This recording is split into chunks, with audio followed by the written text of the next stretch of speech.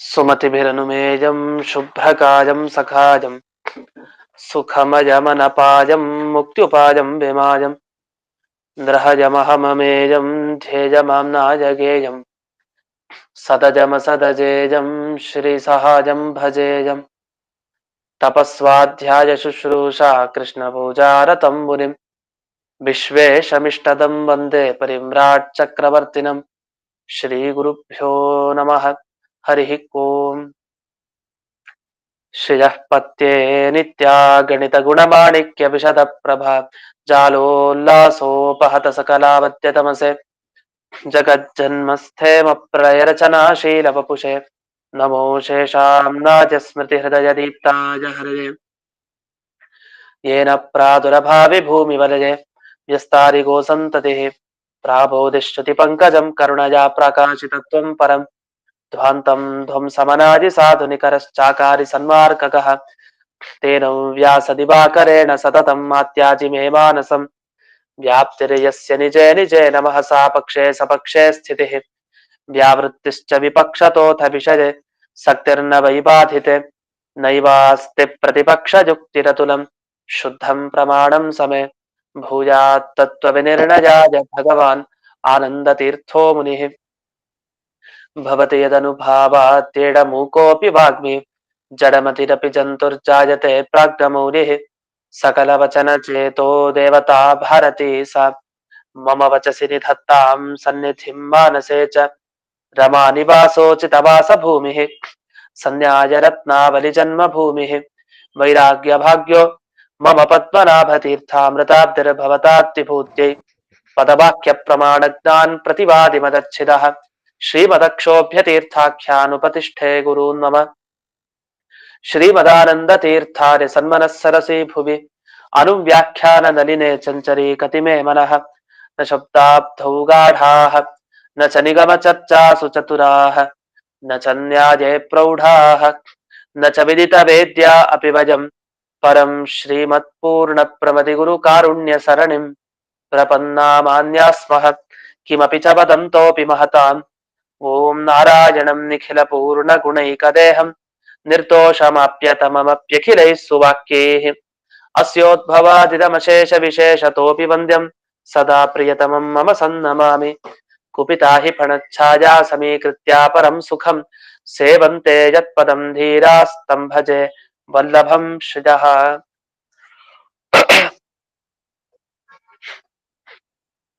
ಈಗ 118ನೆಯ ಸುಧಾಮೂಲ. ಇಲ್ಲಿಯವರೆಗೆ ನಾವು ಬ್ರಹ್ಮನಲ್ಲಿ ಯಾವುದೇ ಗುಣ ಯಾವುದೇ ಕ್ರಿಯೆ ಏನೂ ಇಲ್ಲ, ಏನೂ ಇಲ್ಲದೆ ಇರುವಂತಹ ಒಬ್ಬ ಬ್ರಹ್ಮನ ಬಗ್ಗೆ ತಿಳಿಸ್ಲಿಕ್ಕೆ ಅವಶ್ಯಕತೆನೂ ಇಲ್ಲ ವೇದಕ್ಕೆ ಅಂತ ಇಷ್ಟೆಲ್ಲ ಹೇಳ್ತಾ ಹೋದ್ವಿ. ಈಗ ಬರೀ ಇಷ್ಟೇ ದೋಷ ಅಲ್ಲ, ಇನ್ನೂ ಕೆಲವು ದೋಷ ಇದೆ ನಿಮಗೆ ಅಂತ ತಿಳಿಸ್ಲಿಕ್ಕೆ ಮುಂದಿನ ಅನುವ್ಯಾಖ್ಯಾನ ಶ್ಲೋಕ ಹೇಳ್ತಾ ಇದ್ದಾರೆ. ಅಲ್ಲಿ ಈ ಅನುವ್ಯಾಖ್ಯಾನ ಶ್ಲೋಕ ಮುಂದೆ ಏನಿದೆ ಅದನ್ನ ಓದಿ ಮತ್ತೆ ಅದಕ್ಕೆ ಜಯತೀರ್ಥರ ವಿವರಣೆ ಏನಿದೆ ಅದನ್ನ ನೋಡೋಣ. ಅನುವ್ಯಾಖ್ಯಾನದ ಶ್ಲೋಕ ಯದಿ ಸತ್ಯೇ ವಿಶೇಷೋ ನ ತದುಕ್ತಿರ್ ಭವೇತ್ ತದಾ ಅಂತ. ಅಂದ್ರೆ ಬ್ರಹ್ಮನಲ್ಲಿ ಯಾವುದೇ ಗುಣ ಒಪ್ಲಿಲ್ಲ, ಏನ್ ಸಮಸ್ಯೆ? ಆಗ ಪ್ರತಿಯೊಂದು ಪದ ಪೌನರುಕ್ತ್ಯ ಅನ್ನೋ ದೋಷವನ್ನ ಪಡೆಯುತ್ತೆ. ಪೌನರುಕ್ತ್ಯ ಅಂದ್ರೆ ಪುನರುಕ್ತಿ, ಪುರಸ್ಕರಣೆ, ಪುನಶ್ಚರಣೆ, ಪುನರುಕ್ತಿ ಎಲ್ಲ ಒಂದೇ ಅರ್ಥ. ಪುನಶ್ಚರಣೆ ಅಂದ್ರೇನು? ಹೇಳಿದ್ದನ್ನೇ ಮತ್ತೆ ಹೇಳ್ತಾರೆ. ಪುರಶ್ಚರಣೆ ಮತ್ ಅದನ್ನೇ ಹೇಳ್ತಾರೆ, ಎಲ್ಲ ಒಂದೇ ಅರ್ಥ. ಹಾಗೆ ಇಲ್ಲಿ ಪುನರುಕ್ತಿ ಅಂದ್ರೆ ಹೇಳಿದ್ದನ್ನೇ ಮತ್ತೆ ಹೇಳೋದು ಅಂತ ಅರ್ಥ. ಶಾಸ್ತ್ರದಲ್ಲಿ ಹೇಳಿದ್ದನ್ನು ಮತ್ತೆ ಹೇಳಿದ್ರೆ ದೋಷ, ಮತ್ತೆ ಮತ್ತೆ ಅದದೇ ಪದನ ಬಳಸೋ ಹಾಗಿಲ್ಲ. ಕೆಲವು ಸರಿ ಬಳಸ್ತಾರೆ, ಏನು ಹೆಚ್ಚಾನೆಚ್ಚ ಬಳಸ್ತಾರೆ ಅಂತ ಇಟ್ಕೊಳ್ಳಿ, ಯಾಕೆ ಸ್ಪಷ್ಟ ಅದ್ರ ಸರಿಯಾಗಿ ಜ್ಞಾನ ಬರ್ಲಿ, ವಿಶದವಾಗಿ ಜ್ಞಾನ ಬರ್ಲಿ, ಹೇಳಿದ್ರೆ ಮತ್ತೆ ಹೇಳಿದ್ರೆ ಗಟ್ಟಿ ಆಗತ್ತೆ ಅನ್ನೋ ದೃಷ್ಟಿ. ಆದ್ರೆ ಇದು ಎಲ್ಲಾ ಕಡೆ ಅಲ್ಲ. ಯಾವಾಗ ವಾದ ಕೂತ್ರೆ ಪುನರುಕ್ತಿ ಮಾಡೋ ಹಾಗಿಲ್ಲ. ವಾದದಲ್ಲಿ ಒಂದ್ಸಲ ಹೇಳಿದ್ಮೇಲೆ ಮುಕ್ತಾಯ ಆಯ್ತು ಅಷ್ಟೇ.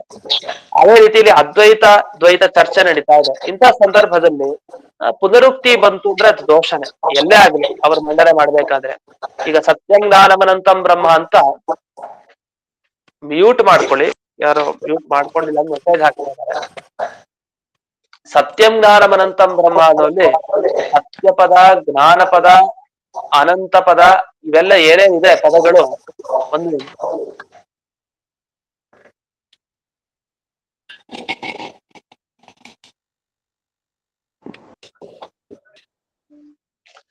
ಸತ್ಯಪದ, ಜ್ಞಾನಪದ ಮತ್ತೆ ಅನಂತ ಪದ, ಈ ಮೂರು ಪದಗಳೇನಿದೆ, ಈ ಮೂರು ಪದಗಳು ಪುನರುಕ್ತಿ ದೋಷವನ್ನ ಪಡೆದಿದೆ. ಅಂದ್ರೆ ಸತ್ಯ ಅನ್ನೋ ಪದ ಯಾರ ಬಗ್ಗೆ ಹೇಳ್ತಾ ಇದೆ? ನಿರ್ಗುಣ ಬ್ರಹ್ಮನ ಬಗ್ಗೆ ಹೇಳ್ತಾ ಇದೆ, ಏನು ಗುಣ ಇಲ್ದೇ ಇರೋ ಬ್ರಹ್ಮನ ಬಗ್ಗೆ. ಜ್ಞಾನ ಪದ ಯಾರ ಬಗ್ಗೆ ಹೇಳ್ತಾ ಇದೆ? ಏನೂ ಗುಣ ಇಲ್ದೇ ಇರುವಂತ ಪರಮಾತ್ಮನ ಬಗ್ಗೆ, ನಿರ್ಗುಣ ಬ್ರಹ್ಮ. ಹಾಗೆ ಅನಂತ ಪದ ಯಾರ ಬಗ್ಗೆ ಹೇಳ್ತಾ ಇದೆ? ಯಾವುದೇ ಗುಣ ಇಲ್ದೇ ಇರೋ ಬ್ರಹ್ಮನ ಬಗ್ಗೆ. ಹಾಗಾದ್ರೆ ಮೂರು ಪದ ಒಂದೇ ವಾಕ್ಯ, ಒಂದೇ ಸೆಂಟೆನ್ಸ್, ಇದರಲ್ಲಿರೋ ಮೂರು ಪದ ಏನಿದೆ, ಈ ಮೂರು ಪದ ಆಗಬೇಕಾದ್ರೆ ಇದು ಪರ್ಯಾಯ ಪದ ಆಗ್ಬೇಕು. ಅಂದ್ರೆ ಒಂದೇ ಅರ್ಥವನ್ನ ಕೊಡುವಂತ ಪದ ಆಯ್ತು. ಯಾವತ್ತು ಒಂದೇ ಅರ್ಥವನ್ನ ಕೊಡೋ ಪದಗಳನ್ನ ಒಂದು ವಾಕ್ಯದಲ್ಲಿ ಬಳಸುವಂತ ಕ್ರಮ ಶಾಸ್ತ್ರದಲ್ಲಿ ಇಲ್ಲ. ಅಂದ ಮೇಲೆ ಸತ್ಯಂ ಜ್ಞಾನವನಂತಂ ಅನ್ನೋದು ನಿಮ್ಮ ಪ್ರಕಾರ ನಿರ್ಗುಣ ಬ್ರಹ್ಮನನ್ನೇ ಹೇಳ್ತಾ ಇದೆ. ಆ ಮೂರು ಪದ ಹೇಳಿದ್ದು ಪುನರುಕ್ತ, ಅಂದ್ರೆ ಪುನರುಕ್ತಿ, ಮತ್ತೆ ಹೇಳಿದ್ದು ಒಂದೊಂದೇ. ಸತ್ಯ ಅಂದ್ರೆ ನಿರ್ಗುಣ ಬ್ರಹ್ಮನ ಪರಿಚಯ ಆಗೋಯ್ತು. ಈಗ ಆ ವಾಕ್ಯ ಏನು ತಿಳಿಸ್ಲಿಕ್ಕೆ ಹೊರಡ್ತಾ ಇದೆ? ಬ್ರಹ್ಮನ ಬಗ್ಗೆ ತಿಳಿಸ್ಲಿಕ್ಕೆ ಹೊರಡ್ತಾ ಇದೆ. ಬ್ರಹ್ಮ ಹೇಗಿದ್ದಾನೆ? ಸತ್ಯಂ, ಅಷ್ಟು ಹೇಳಿದ್ರೆ ಸಾಕಲ್ಲ. ಮತ್ತೆ ಆ ಜ್ಞಾನ ಬಂದೇನೋ ಅದೇ ಅರ್ಥ, ಅನಂತ ಅಂದ್ರೆ ಅದೇ ಅರ್ಥ, ಮತ್ತೆ ಯಾಕೆ ಹೇಳ್ಬೇಕು? ವಿಶೇಷವಾದದ್ದೇನಿಲ್ಲ. ಆದ್ರಿಂದ ಪುನರುಕ್ತಿ ಎನ್ನುವ ದೋಷ ಅಷ್ಟೇ ಅಲ್ಲ, ಇನ್ನೊಂದು ದೋಷನೂ ಇದೆ. ಕಿನ್ನಾಮ ಏಕಸ್ಯಾಪಿ ಪದಸ್ಯ ತತ್ರ ಪ್ರವೃತ್ತಿರ್ ನ ಭವೇತ್. ಒಂದು ಶಬ್ದನೂ ದೇವರ ಬಗ್ಗೆ ಹೇಳಲಿಕ್ಕೆ ಆಗಲ್ಲ ನಿಮ್ ಪ್ರಕಾರ. ಯಾಕೆಂದ್ರೆ ದೇವರನ್ನ ಹೇಳೋ ಶಬ್ದ ಯಾವುದು? ಒಂದು ಶಬ್ದ ತೋರಿಸಿ ನಿಮ್ಮ ಮತದಲ್ಲಿ ಅಂತ ಅದ್ವೈತ ಮತದಕ್ಕೆ ಆಕ್ಷೇಪ ಇದೆ. ಯಾಕೆಂದ್ರೆ ಯಾವುದೇ ಗುಣಗಳು ದೇವರಲ್ಲಿಲ್ಲ. ಅವನಲ್ಲಿ ಜ್ಞಾನ, ಆನಂದ ಯಾವುದೇ ಇಲ್ಲ. ಅವನು ಸೃಷ್ಟಿ ಮಾಡ್ತಾನ, ಸೃಷ್ಟಿ ಕ್ರಿಯಾ, ಭೋಜನ ಕ್ರಿಯಾ, ಶಯನ ಕ್ರಿಯಾ, ಯಾವ ಕ್ರಿಯೆನೂ ಅವನಲ್ಲಿಲ್ಲ. ಕ್ರಿಯೆ ಇಲ್ಲ, ಗುಣ ಇಲ್ಲ, ಮತ್ತಿನ್ನೇನಿದೆ? ಏನೂ ಇಲ್ಲ, ಯಾವ ಧರ್ಮನೂ ಇಲ್ಲ. ಅಂದ್ಮೇಲೆ ಯಾವುದೇ ಧರ್ಮ ಇಲ್ಲದೆ ಇರೋ ಬ್ರಹ್ಮನನ್ನ ಹೇಳಲಿಕ್ಕೆ ಯಾವ ಶಬ್ದನೂ ಇಲ್ಲ. ಅದನ್ನ ಹೇಳ್ತಾ ಇದಾರೆ. ಕಿಂನಾಮ ಏಕಸ್ಯಾಪಿ ಪದಸ್ಯ, ಒಂದು ಪದ ಆದ್ರೂ ಕೂಡ ಆ ದೇವರನ್ನ ಹೇಳಲಿಕ್ಕೆ ಸಾಧ್ಯ ಇಲ್ಲ. ಒಂದು ಪದ ಇಲ್ಲ, ಒಂದು ಶಬ್ದ ಭಗವಂತನ ಬಗ್ಗೆ ಹೇಳಲಿಕ್ಕೆ ಸಾಧ್ಯ ಇಲ್ಲ. ಯಾಕೆ? ಯದಿ ಸತ್ಯೇ ವಿಶೇಷೋನ, ಯದಿ ಸತ್ಯೇ ವಿಶೇಷೋನ. ಸತ್ಯ ಅಂದ್ರೆ ಬ್ರಹ್ಮ ಅಂತ ಅರ್ಥ. ಬ್ರಹ್ಮನಲ್ಲಿ ಯಾವುದೇ ಗುಣ, ಯಾವುದೇ ಕ್ರಿಯೆ ಒಪ್ಪದೇ ಇದ್ರೆ ಆಗ ನ ತದುಕ್ತಿ ಭವೇ ತದ, ಅವನ ಬಗ್ಗೆ ಹೇಳಲಿಕ್ಕೆ ಒಂದು ಶಬ್ದನೂ ಸಿಗಲ್ಲ ಅಂತ ಹೇಳ್ತಾ ಇದ್ದಾರೆ. ಅದರ ಅಭಿಪ್ರಾಯ ಮುಂದೆ ಬಿಡಿಸ್ತಾರೆ ಸುಧಾದಲ್ಲಿ. ಗುಣ ಕರ್ಮಾದಿ ನಿಮಿತ್ತಂ ಅನಾಲಂಬ್ಯ ಕಸ್ಯಾಪಿ ಶಬ್ದಸ್ಯ ಪ್ರವೃತ್ಯ ಭಾವಾದಿತಿ ಭಾವ. ಒಂದು ಶಬ್ದ ಒಬ್ಬನಲ್ಲಿ ಬಳಸ್ತೀವಿ ಅಂದ್ರೆ ಅದಕ್ಕೊಂದು ಗುಣನೋ, ಒಂದು ಕ್ರಿಯೆನೋ, ಏನೋ ಒಂದು ಕಾರಣ, ಏನೋ ಒಂದು ಇಟ್ಕೊಂಡೇ ಬಳಸ್ಬೇಕು, ಸುಮ್ನೆ ಬಳಸಲ್ಲ. ಈಗ ಉದಾಹರಣೆಗೆ ಒಂದು ಬ್ರಾಹ್ಮಣ ಅಂತ ಯಾಕೆ ಕರಿತೀವಿ? ಬ್ರಾಹ್ಮಣತ್ವ ಇದೆ, ಜಾತಿ ಇದೆ, ಬ್ರಾಹ್ಮಣ ಕುಲದಲ್ಲಿ ಹುಟ್ಟಿದವನು, ಅದಕ್ಕೆ ಬ್ರಾಹ್ಮಣ. ಜಾತಿ ಅಲ್ಲಿ ಬೇಕು ಮುಖ್ಯ. ಸರಿ, ಇನ್ನೊಬ್ಬ ಬುದ್ಧಿವಂತ, ಯಾಕೆ? ಬುದ್ಧಿ ಇದೆಯಲ್ಲ, ಬುದ್ಧಿ ಇದ್ದೋದ್ರಿಂದ ಬುದ್ಧಿವಂತ. ಹಾಗಾದ್ರೆ ಬುದ್ಧಿ ಅನ್ನೋದು ಗುಣ. ಹಾಗೆ ಕ್ರಿಯೆ, ಪಾಚಕ ಅಂತ ಕರಿತೀವಿ. ಇವನು ಅಡಿಗೆ ಮಾಡೋನು, ಪಾಚಕ ಅಂತ ಕರಿತೀವಿ ಸಂಸ್ಕೃತದಲ್ಲಿ. ಯಾಕೆ ಪಾಚಕ ಅಂತ ಕರೆಯೋದು? ಅಡಿಗೆ ಅನ್ನೋ ಕ್ರಿಯೆ ಮಾಡ್ತಾ ಇದ್ದಾನೆ. ಹಾಗಾದ್ರೆ ಏನಾಯ್ತು? ಕೆಲವನ್ನ ಮೂರು ರೀತಿ ವಿಭಾಗ ಮಾಡ್ತಾರೆ. ವಸ್ತುತ 4 ವಿಭಾಗ ಇದೆ ಅಂತ ಹೇಳ್ತಾರೆ. ಅದರಲ್ಲಿ 3 ವಿಭಾಗ ನೋಡೋಣ ಸದ್ಯಕ್ಕೆ. ಮೊದಲಿಗೆ 3 ವಿಭಾಗ ಯಾವುದು? ಇದನ್ನೆಲ್ಲ ನಿಮಗೆ ವಾಕ್ಯಾರ್ಥ ರತ್ನಮಾಲ ಅಂತ ಟಿಪ್ಪಣಿ ಇದೆ, ಇದೇ ಸುಧಾ ಭಾಗದಲ್ಲಿ. ಅದು ಪರಿಮಳ ಟಿಪ್ಪಣಿ, ಯಾದುಪತ್ಯ, ವಂಶಪಲ್ಲಿ, ಶೇಷವಾಕ್ಯಾರ್ಥ ಚಂದ್ರಿಕಾ 4 ಟಿಪ್ಪಣಿ ಆದ ಮೇಲೆ ವಾಕ್ಯಾರ್ಥ ರತ್ನಮಾಲ ಅಂತ ಟಿಪ್ಪಣಿ ಸಿಗತ್ತೆ. ಆ ಟಿಪ್ಪಣಿಯಲ್ಲಿ ಕೊನೆಯಿಂದ ಒಂದು 4 ಲೈನ್ ಗಮನಿಸಿ. ಅದನ್ನ ಆ ವಿಷಯ ಈಗ ಹೇಳ್ತಾ ಇದ್ದೀನಿ. ಚತುಷ್ಟಯೀ ವಾಚಕಾನಾಂ ಶಬ್ದಾನಾಂ ಗತಿ. ಲೋಕದಲ್ಲಿ 4 ತರ ಶಬ್ದಗಳು ಬಳಸುವಂತ ಕ್ರಮ ಇದೆ. ಶಬ್ದಗಳನ್ನ ಅದರಲ್ಲಿ 3 ಒಂದು ಗುಂಪು, ಇನ್ನೊಂದು ಗುಂಪು ಅಂತ ಇಟ್ಕೊಳ್ಳೋಣ. ಯಾವುದು? ಜಾತಿ ಶಬ್ದ, ಗುಣ ಶಬ್ದ, ಕ್ರಿಯಾ ಶಬ್ದ. ಶಬ್ದಗಳಲ್ಲಿ 3 ತರ: ಜಾತಿ ಶಬ್ದ, ಗುಣ ಶಬ್ದ, ಕ್ರಿಯಾ ಶಬ್ದ. ಉದಾಹರಣೆಗೆ ಜಾತಿ ನಿಮಿತ್ತಕ ಶಬ್ದ ಅಂದ್ರೆ ಬ್ರಾಹ್ಮಣ. ಜಾತಿ ನಿಮಿತ್ತಕ ಶಬ್ದ ಅಂದ್ರೆ ಈಗ ಕ್ಷತ್ರಿಯ ಮುಂದೆ ನಿಂತಿದ್ರೆ ಅವನು ಬ್ರಾಹ್ಮಣ ಅಂತ ಕರೆಯಲ್ಲ. ಯಾಕೆ? ಅವನಲ್ಲಿ ಜಾತಿ ಇಲ್ಲ. ಬ್ರಾಹ್ಮಣತ್ವ ಜಾತಿ ಇದ್ರೆ ಅವನು ಬ್ರಾಹ್ಮಣ, ಇಲ್ಲ ಅಂದ್ರೆ ಇಲ್ಲ. ಹಾಗಾದ್ರೆ ಬ್ರಾಹ್ಮಣತ್ವ ಜಾತಿ ಇದ್ರೆ ಅವನು ಬ್ರಾಹ್ಮಣ ಆಗ್ಲಿ. ಶಬ್ದದ ಬಗ್ಗೆ ಏನು ಅಂದ್ರೆ, ಯಾರಲ್ಲಿ ಬ್ರಾಹ್ಮಣತ್ವ ಜಾತಿ ಇದೆಯೋ ಅವನಲ್ಲಿ ಬ್ರಾಹ್ಮಣ ಅನ್ನೋ ಶಬ್ದವನ್ನ ಬಳಸ್ತೇವೆ. ಯಾರಲ್ಲಿ ಶೂದ್ರತ್ವ ಜಾತಿ ಇದೆಯೋ ಅವನನ್ನ ಶೂದ್ರ, ಯಾರಲ್ಲಿ ವೈಶ್ಯತ್ವ ಇದೆಯೋ ಅವನನ್ನ ವೈಶ್ಯ, ಯಾರಲ್ಲಿ ಕ್ಷತ್ರಿಯತ್ವ ಇದೆಯೋ ಅವನನ್ನ ಕ್ಷತ್ರಿಯ ಅನ್ನೋ ಶಬ್ದದಿಂದ ಕರಿತೀವಿ. ಹಾಗಾದ್ರೆ ಒಂದು ಶಬ್ದ ಕರಿಬೇಕು ಅಂದ್ರೆ ಈಗ ಬ್ರಾಹ್ಮಣ, ಕ್ಷತ್ರಿಯ, ವೈಶ್ಯ, ಶೂದ್ರ, ಈ ಎಲ್ಲ ಶಬ್ದಗಳನ್ನ ಒಂದ್ ಕಡೆ ಬಳಸ್ಬೇಕು ಅಂದ್ರೆ ಜಾತಿ ಇರ್ಬೇಕಲ್ಲಿ. ಯಾವ ವಸ್ತುವಿನಲ್ಲಿ ಬಳಸ್ತೀವೋ ಆ ವಸ್ತುವಿನಲ್ಲಿ ಅಂತ ಜಾತಿ ಇದ್ರೆ ಮಾತ್ರ ಆ ಶಬ್ದಗಳನ್ನ ನಾವು ಬಳಸ್ತೀವಿ, ಇಲ್ಲ ಅಂದ್ರೆ ಆ ಶಬ್ದಗಳನ್ನ ನಾವು ಬಳಸಲ್ಲ. ಇದು ಜಾತಿ ನಿಮಿತ್ತಕ ಶಬ್ದ ಅಂತ ಕರಿತೀವಿ. ಅಂದ್ರೆ ಜಾತಿಯನ್ನ ಇಟ್ಟುಕೊಂಡು ಹೊರಡುವ ಶಬ್ದಗಳು, ಪ್ರಯೋಗ ಮಾಡುವಂತಹ ಶಬ್ದಗಳನ್ನ ಜಾತಿ ಶಬ್ದ ಅಂತ ಕರಿತೀವಿ. ಇದು ಗುಣ ಶಬ್ದ ಅಂದ್ರೆ ಶುಕ್ಲಃ ದಂಡಿ, ಇದು ತುಂಬಾ ಬಿಳಿಯಾದ ವಸ್ತು, ಇದು ಬೆಳ್ಳಕ್ಕಿದೆ ಅಂದ್ರೆ ಬಿಳಿ ಅನ್ನೋ ಗುಣ ಇದೆ ಅಲ್ಲ, ಅದಕ್ಕೋಸ್ಕರ ಶುಕ್ಲಃ.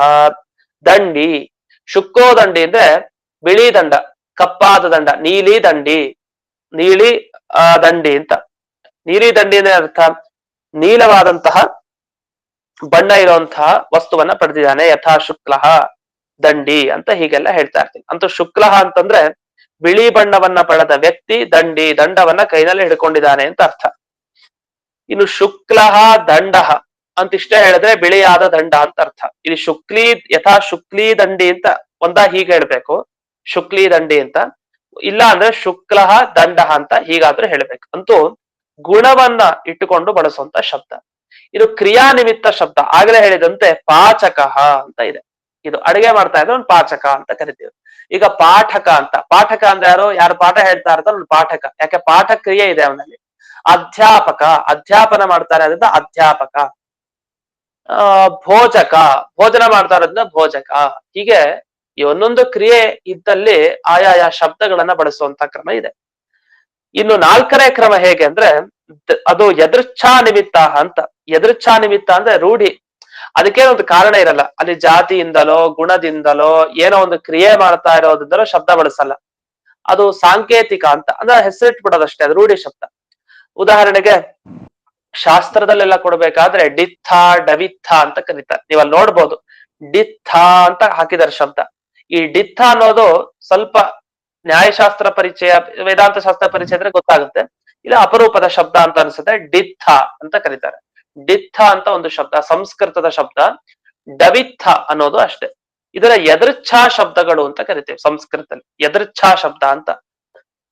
ಯದೃಚ್ಛಾ ಶಬ್ದಗಳು ಅಂತಂದ್ರೆ ಅದನ್ನು ಬಳಸಲಿಕ್ಕೆ ಯಾವುದೇ ಒಂದು ಗುಣ ಬೇಕಾಗಿಲ್ಲ, ಯಾವುದೇ ಒಂದು ಕ್ರಿಯೆ ಬೇಕಾಗಿಲ್ಲ, ಯಾವುದೇ ಒಂದು ಜಾತಿ ಬೇಕಾಗಿಲ್ಲ, ಯಾವ್ದು ಬೇಡದೇನೆ ಸುಮ್ನೆ ಕರೆಯೋದಷ್ಟೇ. ಈಗ ನಮ್ಮನ್ನ ಕೃಷ್ಣ ರಾಮ ಅಂತೆಲ್ಲ ಕರಿತೀವಿ. ಯಾಕೆ ಕೃಷ್ಣ ರಾಮ ಅಂತೆಲ್ಲ ಕರೀತಾರೆ? ಅದು ರೂಢಿ ಅಷ್ಟೇ. ಅದು ಏನೋ ಒಂದು ಕೃಷ್ಣನಲ್ಲಿರೋ ಗುಣ ಎಲ್ಲ ನಮ್ಮಲ್ಲಿದೆ ಅಂತ ಅರ್ಥನ ಅಲ್ಲ, ರಾಮನಲ್ಲಿರೋ ಗುಣ ನಮ್ಮಲ್ಲಿದೆ ಅಂತ ಅರ್ಥನ ಅಲ್ಲ, ನಾರಾಯಣನಲ್ಲಿರೋ ಗುಣ ನಮ್ಮಲ್ಲಿದೆ ಅಂತನ ಅರ್ಥ ಅಲ್ಲ, ಅದು ಸುಮ್ನೆ ರೂಢಿ ಅಷ್ಟೇ. ಯದೃಚ್ಛಾ ಶಬ್ದ, ತಂದೆ ಹೆಸರಿಟ್ಟಿದ್ದಾರೆ, ಮಗನಿಗೆ ಹೆಸರಿಟ್ಟಿದ್ದಾರೆ ತಂದೆ, ಆ ಹೆಸರಿಂದ ಕರೀತಾರೆ ಲೋಕ ಇಡೀ ಅಷ್ಟೇ. ಇದೇ ತರ ಎಲ್ಲರಿಗೂ ಹಾಗೆ ದೇವರ ಹೆಸರನ್ನು ಇಡೋದು ದೇವರ ಸ್ಮರಣೆ ಬರ್ಲಿಕ್ಕೆ ಅಷ್ಟೇ ಹೊರತು ದೇವರಲ್ಲಿರೋ ಗುಣ ನಮ್ಮಲ್ಲಿ ಇದೆ ಅಂತ ಅರ್ಥ ಅಲ್ಲ. ಆ ಕಾರಣದಿಂದ ಈ ಶಬ್ದಗಳನ್ನು ಬಳಸೋದಲ್ಲ. ಅಂತೂ ಈ ಯದೃಚ್ಛಾ ಶಬ್ದಗಳಲ್ಲಿ ಡಿತ್ಥ ಅಂತ ಕರೀತಾರೆ. ಡಿತ್ಥ ಅಂತ ಯಾರೋ ಒಬ್ಬನಿಗೆ ಹೆಸರಿಟ್ಟಿದ್ದಾರೆ, ಡವಿತ್ಥ ಅಂತ ಯಾರೋ ಒಬ್ಬನಿಗೆ ಹೆಸರು. ವಸ್ತುತಃ ಏನಂದ್ರೆ ಡಿತ್ಥ ಅನ್ನೋದಕ್ಕೊಂದು ವಿವರಣೆನೂ ಕೂಡ ಕೊಡ್ತಾರೆ.